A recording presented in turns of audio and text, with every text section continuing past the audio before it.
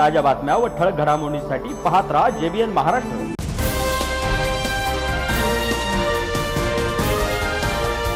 नमस्कार, मी मिनल चौधरी। पाहूया काही ठळक वृत्त। जामनेर तालुक्यातील शेंदुर्णी शहरातील अक्सानगर परिसरात गटारींचे घाण पाणी साचल्याने नागरिकांच्या आरोग्याचा गंभीर प्रश्न निर्माण झालाय। परिसरात सर्वत्र अस्वच्छतेचे साम्राज्य पसरले असून डासांची वाढ, दुर्गंधी आणि दूषित पाण्यामुळे नागरिक त्रस्त झालेत। वारंवार तक्रारी करूनही नगरपंचायत प्रशासनाकडून दुर्लक्ष होत असल्याचा आरोप रहिवाशांनी केलाय।